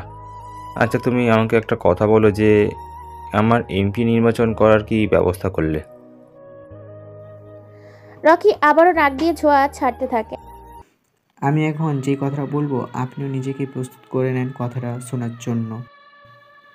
সাদ্দাম ভাই, আপনি এমপি নির্বাচন করতে পারবেন না। কথাটা শুনে সাদ্দাম জোরে জোরে হাসতে থাকে আর বলে, আমি জানতাম তুমি এমনই কিছু একটা বলবে। রকি ভুরু কুঁচকে বলে, আমি এমন কিছু বলবো সেটা আপনি জানতেন কি করে? নিজের বাবাকে কেউ নিজ হাতে মারতে পারে এমন সস্তাহত কারণ নেই। ঠিক বললাম তো আমি? রকি অবাক হয়ে যায় সাদ্দামের মুখে এমন কথা শুনে। রকি ভাবতে থাকে কিভাবে এটা সম্ভব, তাই সে প্রশ্ন করে ফেলে। রকির কথা শুনে সাদ্দাম রেগে বলে, সাদ্দাম ভাই, আপনি এগুলো কি বলছেন? রফিক চৌধুরী আমার বাবা হতে যাবে কেন? উনি ভালো মানুষ আর গরিব দুঃখীদের পাশে থাকে, ভালো রাজনীতি করে, তাই তাকে আমি তার সম্মানিত চেয়ার থেকে ওঠাতে পারবো না। রকি, তোমার কি ছোটবেলার কথা মনে পড়ে? কোথায় ছিলে ছোট একটা বস্তিতে থাকতে তোমার অসুস্থ মাকে নিয়ে? আর আজ আমি তোমাকে কোথায় নিয়ে এসেছি? চাইলে কিন্তু আমি মাফিয়া কিং হতে পারতাম। আমি তা করিনি। ছোট সেই টোকাই ছেলেটাকে রাস্তা থেকে তুলে এনে বানিয়ে দিলাম মাফিয়া কিং। আর আজ সে আমার হয়ে কাজ করছে না, আমার কথা শুনছে না। তাহলে এতে লাভ কি আমার? দেখেন সাদ্দাম ভাই, আপনার উপকারের কথা আমার মনে আছে, কিন্তু একজন ভালো মানুষকে আমি মারতে পারবো না। এখন যদি এটা করে আমি আপনার কথা অমান্য করি তাহলে এতে আমার কিছু করার নেই। রকি, তোর বাবার কথা কি মনে আছে? ঢাকায় টপ ধনী ছিল তোর বাবা, আমার কাছে বন্ধু ছিল তোর বাবা। শুনবি কীভাবে কি হয়েছিল তোর বাবার সাথে তোর মায়ের? রকি যেন বিশ্বাস করতে পারছে না সাদ্দাম ভাইয়ের কাছের বন্ধু তার বাবা। তবে বোঝ হওয়ার পর রকি কখনো দেখেনি তার বাবাকে। মায়ের কাছ থেকে শুনেছিল তার বাবা নাকি অনেক ধনী ছিল। রকির অনেক জানার আগ্রহ ছিল তার বাবার সম্পর্কে, কিন্তু তা আর হয়ে ওঠেনি। তার আগেই অল্প বয়সে রকির মা ক্যান্সারে আক্রান্ত হয়ে মারা যায়। শুরু হয়ে যায় রকির টোকাই জীবন। বস্তির কিছু ছেলের সাথে মিলে বোতল টোকাই করত। রকির যখন 10 বছর বয়স তখন থেকেই সাদ্দামের সাথে পরিচয়, আর মাফিয়া কিং হওয়ার পেছনে সাদ্দামেরই অবদান আছে। রকি একটু আবেগময় হয়ে সাদ্দামকে উদ্দেশ্য করে বলে, সাদ্দাম ভাই, আমার অনেক জানার আগ্রহ ছিল কে আমার বাবা, কি আমার পরিচয়, কিন্তু এখনও তো জানা হলো না। আপনি এখন আমাকে সব বলবেন। সাদ্দাম মুচকি হেসে বলে, তোর বাবা ছিল এই শহরের টপ ধনীর মধ্যে একজন। আমাদের মধ্যে বন্ধুত্বপূর্ণ সম্পর্ক ছিল। ভার্সিটিতে থাকতে আমি একটা মেয়েকে ভালোবাসতাম, কিন্তু সেই মেয়েটা আমি নিজেই করে পাইনি, কারণ শুধু একমাত্র তোর বাবা। আমি যেই মেয়েকে ভালোবাসতাম তোর বাবাই সেই মেয়েকে ভালোবাসতো। মেয়েটা ছিল গরিব আর কেউ মেয়েটাকে মন দিয়ে মেনে নেয়নি। বাধ্য হয়ে তার দুজন পালিয়ে বিয়ে করে। কিছু বছর পর তুই পৃথিবীতে আসিস। তোর মা বাবা সম্পর্কটা ভালোবাসায় পরিপূর্ণ ছিল, যা আমার সহ্য হয় না। তাই একটা গেম খেলে তাদের সংসার ভেঙে দিই। তোর বাবা তোকে আর তোর মাকে বাড়ি থেকে বের করে দেয়। আমি গিয়েছিলাম তোর মায়ের কাছে, কিন্তু সে আমাকে ফিরিয়ে দেয়। তোর সম্পর্কে আমি সব জানতাম। চেয়েছিলাম তোকে একদিন মাফিয়া কিং বানাবো, আমার হয়ে কাজ করবি তুই। তোকে দিয়েই তোর বাবাকে মারতে চেয়েছিলাম, কিন্তু কিন্তু তুই তাকে মারবি না। রকি এতক্ষণ মন দিয়ে সাদ্দামের কথাগুলো শুনছিল। রকির হাতের সিগারেটটা পুড়ে প্রায় শেষ, তবুও রাগে সে জ্বলন্ত সিগারেটে হাতে চেপে ধরে আছে। সামনে থেকে সিগারেটের প্যাকেট থেকে আরেকটা সিগারেট বের করে টানতে থাকে। এইভাবে বেশ গম্ভীর গলায় রকি বলে, আমার বাবার নাম কি, তার পরিচয়? বাবার সম্পর্কে জানার আগ্রহ অনেক। তোর বাবা হচ্ছে এই শহরের এমপি রফিক চৌধুরী, যাকে মারার জন্য তোকে বলেছিলাম। সাদ্দামের কথা শুনে রকি বসা থেকে উঠে দাঁড়ায়। পেছন থেকে একটা পিস্তল বের করে সাদ্দামের দিকে তাক করে। সাদ্দাম রকিকে কিচ্ছু বলে না। সাদ্দাম টেবিলের ওপর হালকা ভর দিয়ে সিগারেটের প্যাকেট থেকে লাইটারটা নিয়ে প্যাকেট থেকে একটা সিগারেট বের করে ঠোঁটে লাগায়। মুচকি হাসে, কিন্তু কিচ্ছু বলে না। রকি অবাক হয়ে যায় সাদ্দামের এমন নীরবতা দেখে। রকি শত্রুকে সামনে রেখে সময় নষ্ট করতে চায় না, তাই ট্রিগারে চাপ দিবে এমন সময় কেউ পেছন থেকে শক্ত কিছু দিয়ে রকির মাথার পেছনে আঘাত করে। রকির হাত থেকে পিস্তলটা পড়ে যায়, ডান হাতটা দিয়ে মাথার পেছন চলে যায়, মাথা ফেটে রক্ত বের হচ্ছে। রকি নিচে পড়ে যায়। সাদ্দাম হাসতে হাসতে রকির মাথার কাছে নিচু হয়ে দেখে রকির শ্বাস এখনো চলছে। সাদ্দাম বসা থেকে উঠে দাঁড়ায়, সিগারেট টানতে টানতে বলে, কতগুলো খুন করে মানুষকে ভয় দেখিয়ে আসল মাফিয়া হওয়া যায় না। আসল মাফিয়া হতে চাইলে মাস্টার মাইন্ড থাকা লাগে, বুকের ভেতর সাহসের প্রয়োজন হয়, যা এই রকির ভিতরে নেই। তোকে পাহারা দেওয়ার জন্য পালা কুত্তার প্রয়োজন হয়, কিন্তু আমি একাই 100। রকি কথাটা বলেই নিচে পড়ে থাকা পিস্তলটা হাতে নিয়ে 5টা গুলি করে। আশেপাশে দাঁড়ানো বডিগার্ডগুলো কারোর বুকে কারোর কপালে চেয়ে লাগে। সাদ্দামের পাশে থাকা 2টা ছেলে গুলি করতে যাবে, এর আগেই রকি পিস্তল থেকে 2টা বুলেট বের হয়ে 2টো বুলেটই যে তাদের কপালে লাগে। সাদ্দাম এখনও দেখে ভয় পেয়ে যায়। সাদ্দামের হাতে থাকা অর্ধেক পুরো সিগারেট মাটিতে পড়ে যায়। রকি এক লাফে নিচ থেকে উঠে চেয়ারটা টান দিয়ে পায়ের উপর পা তুলে বসে, একটা সিগারেট জ্বালায়। সিগারেটের বিষাক্ত ধোঁয়াগুলো নাক দিয়ে ছাড়তে থাকে। রকি দেখ, সবাইকে শেষ করলেও আমাকে তুই কিছু করতে পারবি না, কারণ তোকে আমি এতটুকু পর্যন্ত নিয়ে এসেছি, তুই আমাকে মারবি না। সাদ্দাম যেন কথা শেষ করতেই পারছে না, এর আগেই রকি একটা গুলি করে। বুলেটটা যেয়ে সাদ্দামের ডান পায়ে লাগে। সাদ্দাম ব্যথায় চিৎকার দিয়ে ওঠে। রকি হাসতে হাসতে বলে, মাইন্ড গেম তুই খেলতে পারিসনি। তুই আমাকে নিয়ে মাইন্ড গেম খেলতে চেয়ে আমার মাইন্ড গেমের গুটি হয়েই গিয়েছিস। আমার মা মরার আগে বলে গিয়েছিল, একটা বেঈমান আমাদের সুখের সংসার ধ্বংস করে দিয়েছে। তার নাম সাদ্দাম খান, ঢাকার ছোট্ট একটা রাজনীতি দলের লিডার। যখন বেঈমান কি সেটা বুঝিনি, শুধু সাদ্দাম নামটা মনে রেখেছি। পৃথিবীর যেখানে থাকুক তাকে খুঁজে বের করে মারাটা আমার টার্গেট ছিল, কিন্তু 10 বছর বয়সে তোর সাথে দেখা চেয়েছিলাম, সেখানেই তোকে মেরে দেব। আমি তা করিনি। তোর একটা অফারের কথা শুনে নিজের মাইন্ডটাকে শান্ত করে মাস্টার মাইন্ড গেম খেলতে থাকি। আমি যার হাতে তৈরি তাকে নিজের হাতে মারবো, আমার মায়ের মৃত্যুর প্রতিশোধ নেব। রকি, তুই আমাকে মারতে পারবি না, কারণ তোর একটা দুর্বল জিনিস আমার কাছে আছে। যা হারানোর কিছু নেই, তা ব্যাপারে সতর্ক থাক। আমার দুর্বল কোনো জিনিস নেই। মনে করে দেখ, ভার্সিটির একটা মেয়ে, নাম মনে হয় মিম, তুই পছন্দ করিস মেয়েটাকে। মেয়েটা তোকে চেনেও না, তোর জীবনে কোনো দুর্বল পয়েন্ট নেই, কিন্তু পছন্দের জিনিসটার মন কেড়েছে, তাই তোর একটা দুর্বল পয়েন্ট। মেয়েটাকে নিবি, আমাকে ছেড়ে দিবি?